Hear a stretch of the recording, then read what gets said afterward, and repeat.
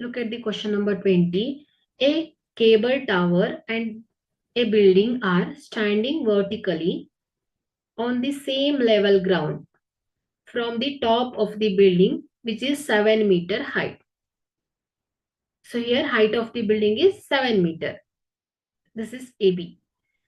So here the angle of elevation of the cable tower is 60 degree and the angle of depression of its foot is 45 degree. Find the height of the tower. So ಇಲ್ಲಿ CD height ಅನ್ನ find out ಮಾಡಬೇಕು. ಓಕೆನಾ? So ಇಲ್ಲಿ height of the tower ಏನಾಗುತ್ತೆ?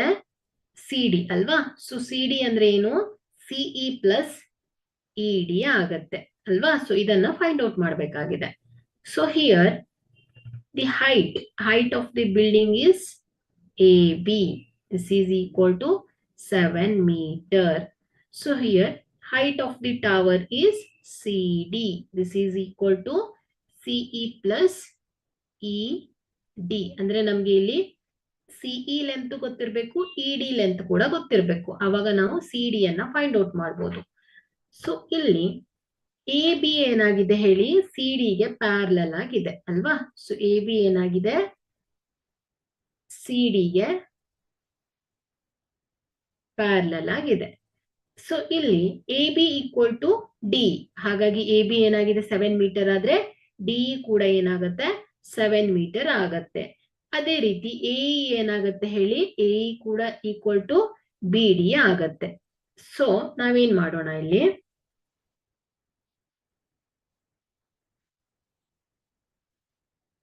So here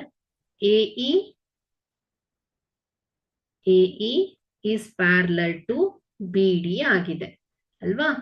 so therefore the angle BDA ಏನಾಗತ್ತೆ ಹೇಳಿ? 45 degree ಆಗತ್ತೆ ಅಲ್ವಾ? So angle BDA. ಸೊ ಈ AE ಮತ್ತು BD ಪ್ಯಾರಲಲ್ ಆಗಿರೋದ್ರಿಂದ ಇಲ್ಲಿ ಅಲ್ಟರ್ನೇಟ್ ಆಂಗಲ್. ಸೊ ಏನ್ ಬರ್ತಾ ಇದೆ ಇಲ್ಲಿ? EAD 45 ಡಿಗ್ರಿ ಇದ್ರೆ ADB ಕೂಡ ಏನಾಗತ್ತೆ? 45 ಡಿಗ್ರಿ ಆಗತ್ತೆ. ಸೊ ನಾವು in consider the triangle ABD. So ಇಲ್ಲಿ ABD ಟ್ರಯಾಂಗಲ್ ಅಲ್ಲಿ ಆಂಗಲ್ ಗೊತ್ತಿದೆ, AB ಸೈಡ್ ಗೊತ್ತಿದೆ. ಹಾಗಾಗಿ ಟ್ಯಾನ್ ಫಂಕ್ಷನ್ ಅನ್ನ ಯೂಸ್ ಮಾಡಿದ್ರೆ ನಮ್ಗೆ BD ಲೆಂತ್ ಗೊತ್ತಾಗತ್ತೆ. ಹಾಗಾಗಿ ನಾವೇನ್ ಮಾಡ್ತಾ ಇದ್ದೇವೆ ಇಲ್ಲಿ? Consider the triangle ABD. So tan 45 degree ಏನಾಗುತ್ತೆ ಮಕ್ಕಳೇ? AB divided by BD ಆಗತ್ತೆ.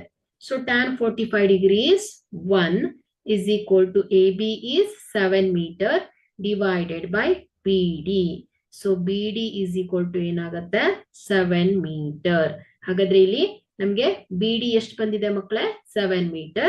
ಸೊ BD 7 meter ಆದ್ರೆ AE ಕೂಡ ಏನಾಗತ್ತೆ? 7 meter ಆಗತ್ತೆ. AE is parallel BD ಅಲ್ವಾ? ಸೊ ಈಗ ನಮ್ಗೆ ಇಲ್ಲಿ ಎಲ್ಲ ಸೈಡ್ಸ್ ಗೊತ್ತಾಯ್ತು. DE ಗೊತ್ತಾಯ್ತು, AB ಗೊತ್ತಾಯ್ತು, BD ಗೊತ್ತಾಯ್ತು, AE ಗೊತ್ತಾಯ್ತು. ಸೊ ಇಲ್ಲಿ ನಮ್ಗೆ ಹೈಟ್ ಆಫ್ ದಿ ಟವರ್ ಬೇಕು. ಅಂದ್ರೆ ಏನ್ ಬೇಕಾಗಿದೆ? CE ಬೇಕು. ED ಗೊತ್ತಾಗಿದೆ, CE ಲೆಂತ್ ಬೇಕು ಅಲ್ವಾ? ಸೊ ನಾವೇನ್ ಮಾಡೋಣ? Consider the triangle AEC. So ನಾವು consider the triangle AEC is tan 60 degree is equal to ಏನಾಗತ್ತೆ? CE divided by AE ಆಗತ್ತೆ. So AE. So tan 60 degree is √3 is equal to CE divided by AE is 7 meter. So CE is equal to ಏನಾಗತ್ತೆ? 7√3 metre. Okay. So ಇಲ್ಲಿ ನಮ್ಗೆ ED ಗೊತ್ತಾಗಿದೆ, CE ಕೂಡ ಗೊತ್ತಾಯ್ತು. So ಈಗ ನಾವೇನ್ ಮಾಡ್ಬೋದು? ಈಸಿಯಾಗಿ ಹೈಟ್ ಆಫ್ ದಿ ಟವರ್ ಅನ್ನ ಫೈಂಡ್ ಔಟ್ ಮಾಡ್ಬೋದು. So height of the tower ಏನಾಗತ್ತೆ? Height of the tower CE plus DE ಆಗತ್ತೆ.